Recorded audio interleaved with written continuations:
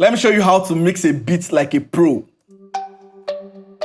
So I'm going to be using this beat as an example. This is my beat called Bella. I'm just going to walk you through. I'm going to walk you through the structure of the beat. So this is the intro.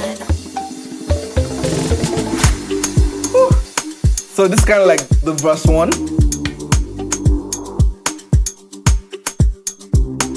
We're on the BPM of 112, which is mostly used for armature, right? 112, 113, 110, 111. So this is like the pre-chorus. Just pay attention to this beat very well. This is leading us to our chorus. We're going to the chorus now.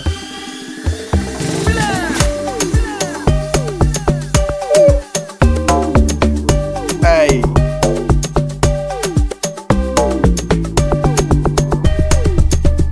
Oh, I know you guys always love my log drums. So we're going to the verse 2 now. This is the verse 2.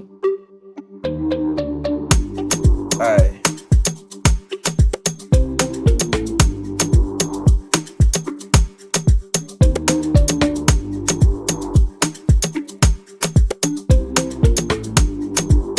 Nice. Woo.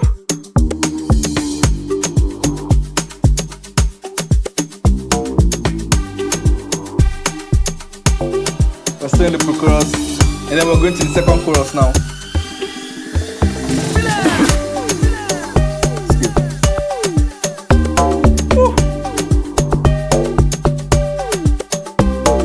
We're going to a very special part of the beat that I love so much.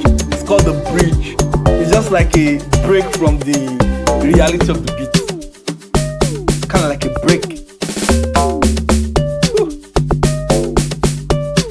Before you now go to, you can either go to the last chorus or you go to outro.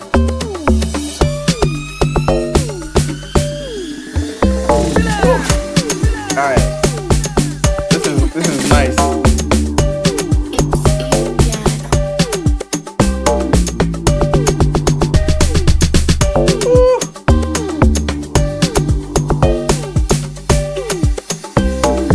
And that is everything that I have inside this beat. So now let's go to the mixing. And I have a particular, yes, before I go into the mixing, there's something that I need to say. If you are interested in learning how to structure a beat properly, you want to know the industry standard way of structuring a beat, please let me know in the comments. Just write structure, just type structure in the beat so I will know that you want to do that, and then I'll do another tutorial explaining how to structure your beat properly. So let's go into the mixing proper. I started with this bell.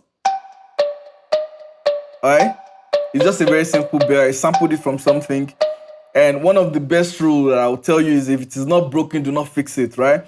So for this bell, I wanted to do it's more like a design. So I wanted to cut out some of the 380 hertz and boosted around 4K, just to like give it this sound that I was looking for. And then I have this decapitator, which is kind of like a distortion or a saturation, if you will, just to give it more character. And then I added reverb, right?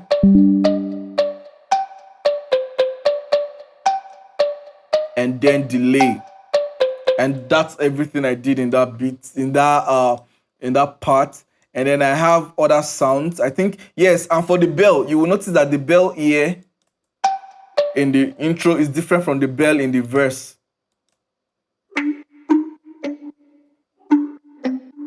So this one in the verse is more, it has a lot of things going on. So let me show you what I did, which is crazy. I added this retro effects. It's kind of like an effect plugin. There's a lot you can do with this. I added this, and then I added my EQ just to roll off the low end of that bell, because it's a bit pitched.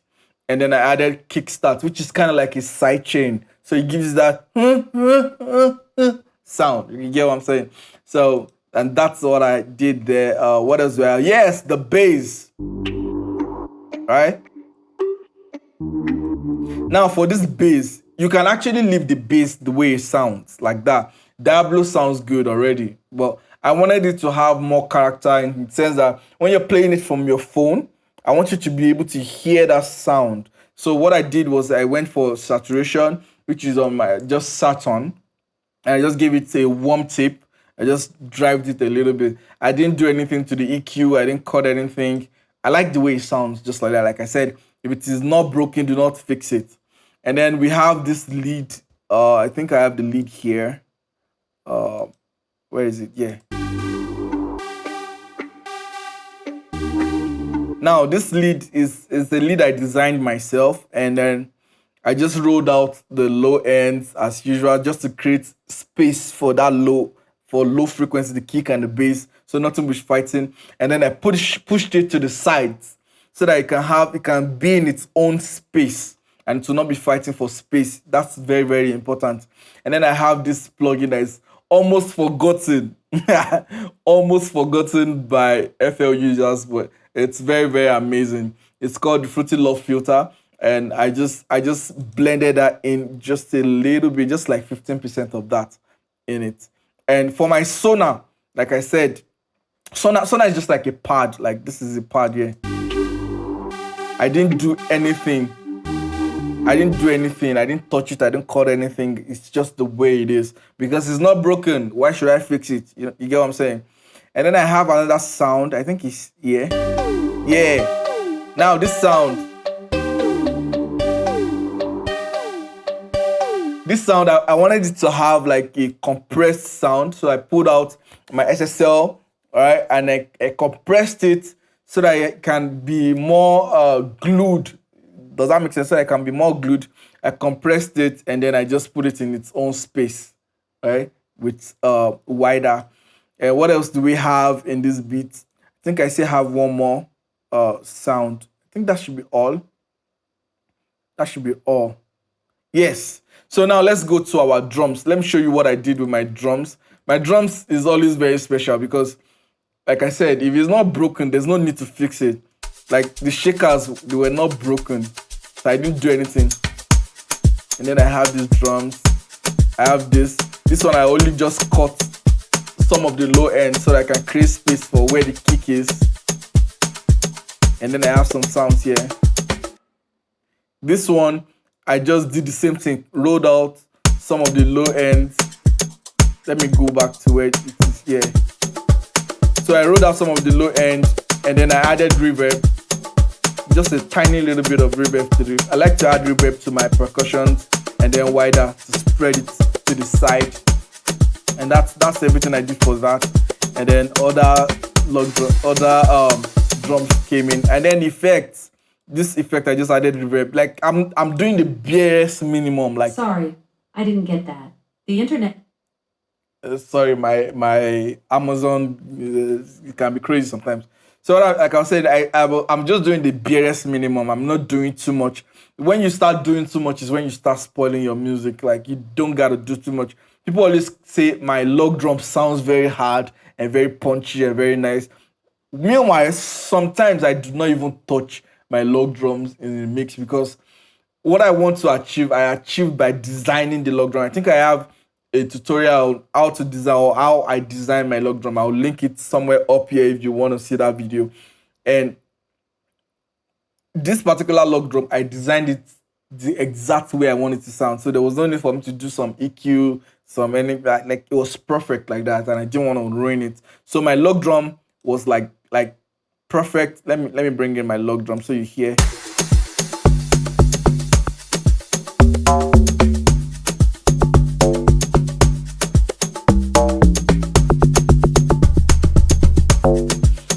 Perfect. I didn't want to touch nothing. Here I just added like snare to the log drum. It's perfect like that, right? And that's everything in the beat. So till next time, if you have any question, leave it in the comment section. If you have anything you want me to teach, let me know in the comment section. Don't forget to subscribe, like, and share.